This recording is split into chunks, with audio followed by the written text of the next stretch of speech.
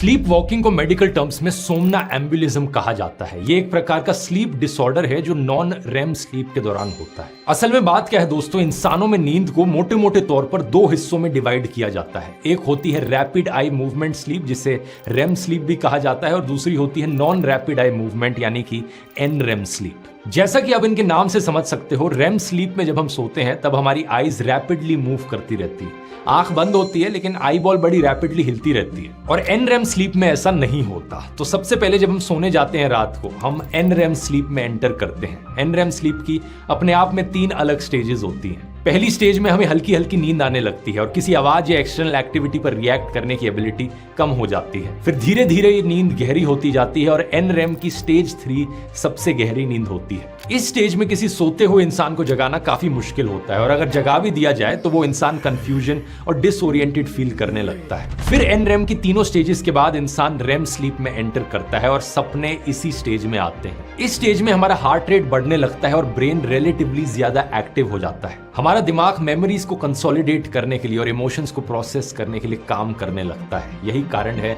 सपने आने के पीछे। वैसे सपने आना अपने आप में ही एक बहुत डिटेल्ड और अलग टॉपिक है, उसकी चर्चा किसी और वीडियो में करेंगे। लेकिन स्लीप वॉकिंग की बात की जाए तो स्लीप वॉकिंग रेम स्टेज में नहीं होती। स्लीप वॉकिंग होती है सबसे गहरी नींद, होता है ब्रेन की इनकम्प्लीट अवेकनिंग से, यानी कि इंसानी ब्रेन का कुछ हिस्सा सोया हुआ रहता है और कुछ हिस्सा जाग जाता है। अब ऐसा क्यों होता है, इसके पीछे एग्जैक्ट रीजनिंग इतनी क्लियर नहीं है, लेकिन लेटेस्ट साइंटिफिक रिसर्च के मुताबिक जब शरीर गहरी नींद में जाने की तैयारी कर रहा होता है, जब N3 स्लीप स्टेज में जाने की तैयारी हो रही होती है, तभी कुछ ऐसा हो जाता है कि ये ट्रांजिशन अच्छे से नहीं हो पाता। गहरी नींद और जागने के प्रोसेसेस ओवरलैप कर जाते हैं, क्योंकि जब कोई स्लीप वॉक करता है तो उसके दिमाग का वो हिस्सा जो मूवमेंट कंट्रोल कर रहा है वो जाग जाता है, लेकिन कॉन्शियसनेस वाला हिस्सा सोया रहता है। इसी रीजन से मोटर एक्टिविटीज करनी पॉसिबल है स्लीप वॉकिंग करते हुए। लोग चल सकते हैं, बैठ सकते हैं, खड़े हो सकते हैं और यहां तक कि कुछ लोग तो गाड़ियां ड्राइव कर सकते हैं, खाना बना सकते हैं और पेंट भी कर सकते हैं। ये इसलिए पॉसिबल है क्योंकि दिमाग के हायर न्यूरल स्ट्रक्चर्स के इन्वॉल्वमेंट के बिना भी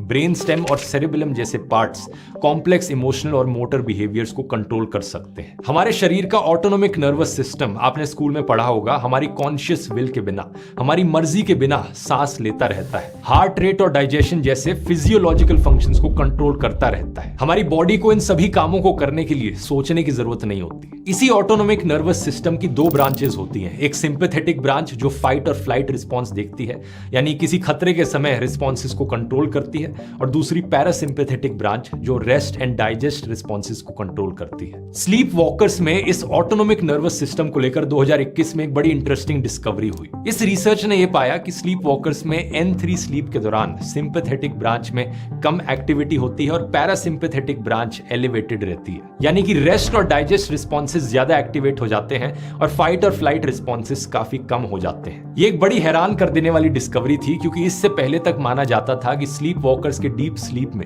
रेस्ट एंड डाइजेस्ट रिस्पॉन्सेस कम और फाइट और फ्लाइट रिस्पॉन्सेस ज्यादा होंगे और इसी कारण से वो स्लीप वॉक कर रहे होंगे। लेकिन लेटेस्ट रिसर्च से इसका एग्जैक्ट ऑपोजिट सामने आया।